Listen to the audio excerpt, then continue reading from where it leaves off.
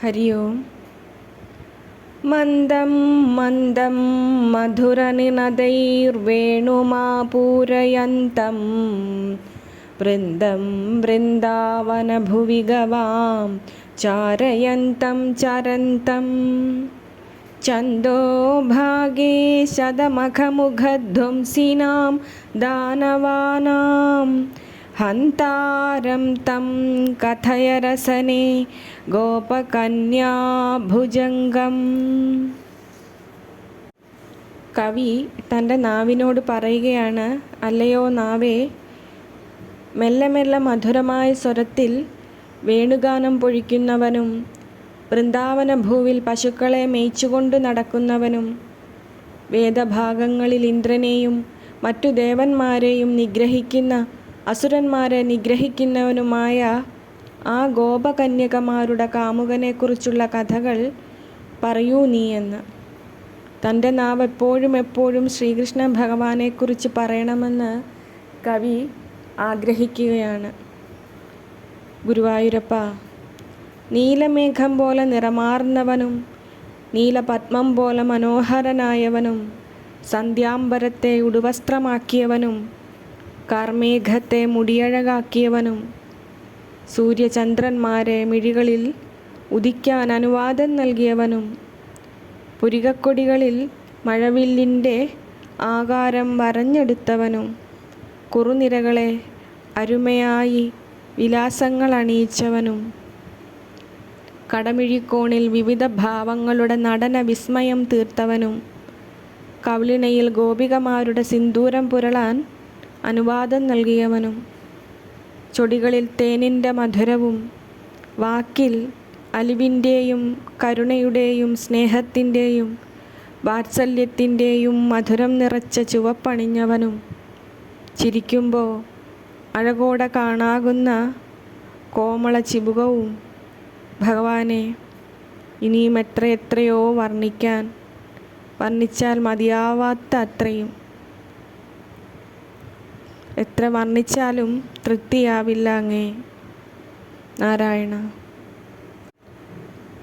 വേണീമൂലേ വിരചിതഘനശ്യാമപിഞ്ചാവചൂഡോ വിദ്യുല്ലേഖാവലയിതൈവ സ്നിഗ്ധപീതാംബരേണ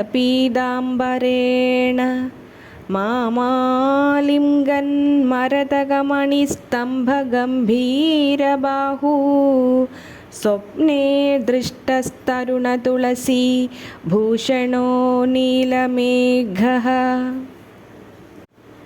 ഭഗവാൻ തന്നെ ആലിംഗനം ചെയ്തതായി സ്വപ്നം കണ്ടുവന്ന് കവി ആഹ്ലാദിക്കുകയാണ് ഇവിടെ.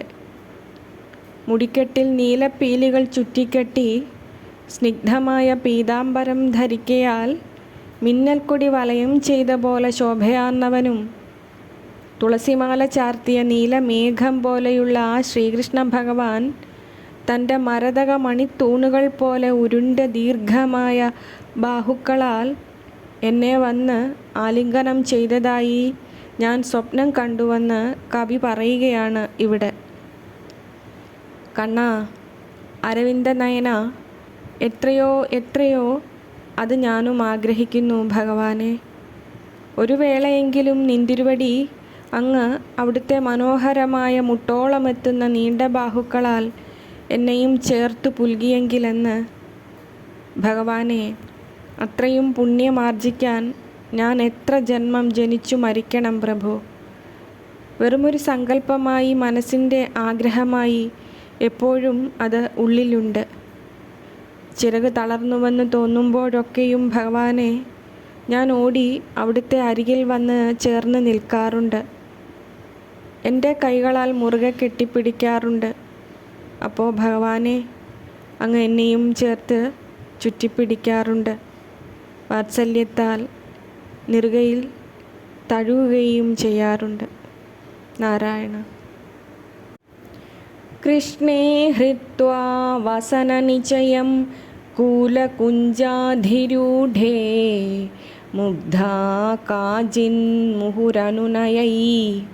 കിന്വിതി വ്യാഹരന്തി സഭ്രൂഭംഗം സദരഹസിതം സത്രപം സാനുരാഗം ഛായാശൗരേഃ കരതലഗദാനംബരാണ്യാചകർഷ.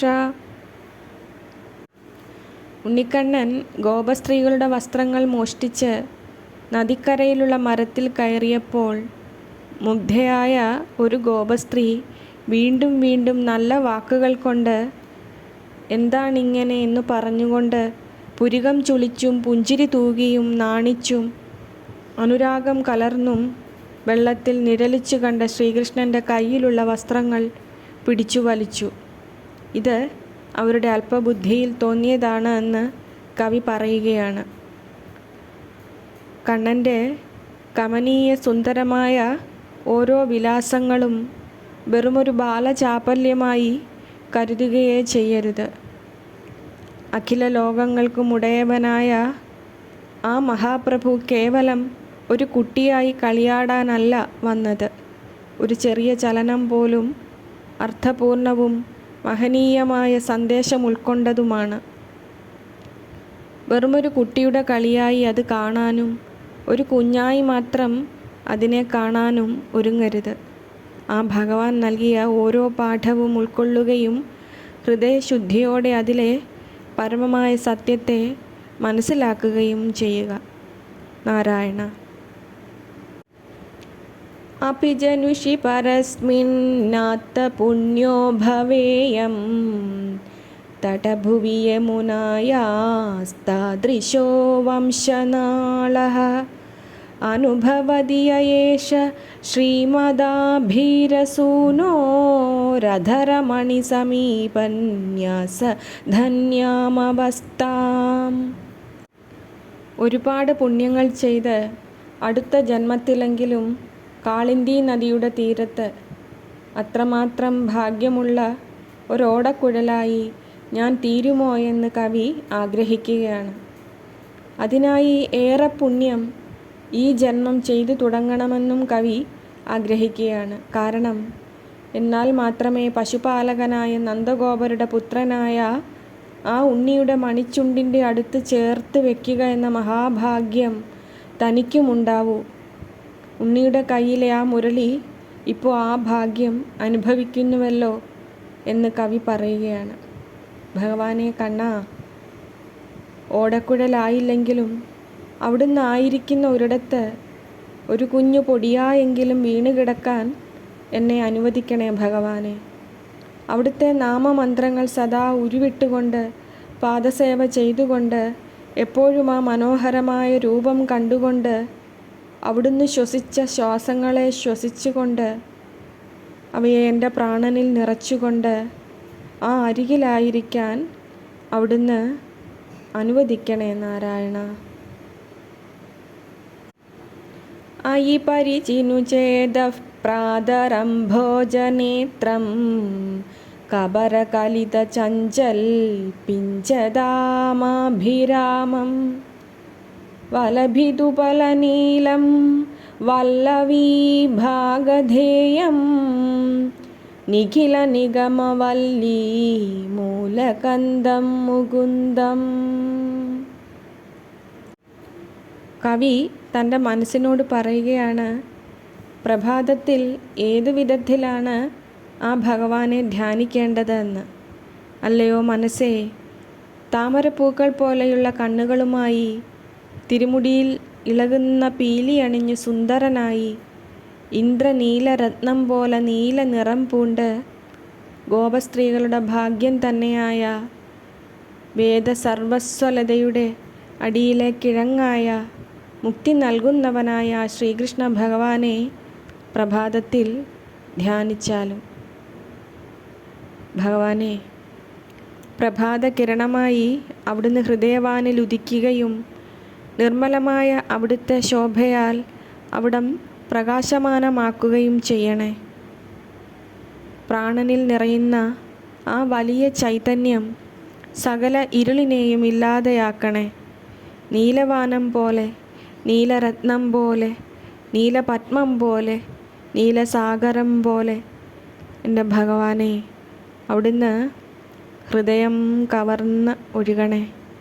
അവിടുത്തെ നാമവും അങ്ങയെക്കുറിച്ചുള്ള ചിന്തയും ഒരു നദിയായല്ല, ഒരു സാഗരമായി നിറഞ്ഞ് ഉള്ളിൽ പരക്കട്ടെ. തീരമെത്താത്ത ആ സാഗരത്തിൻ്റെ മറുകരയിലേക്ക് എനിക്ക് അങ്ങയുടെ വിരലുകളിൽ മുറുകെ പിടിച്ച് എത്തിച്ചേരാൻ കഴിയട്ടെ. നാരായണ.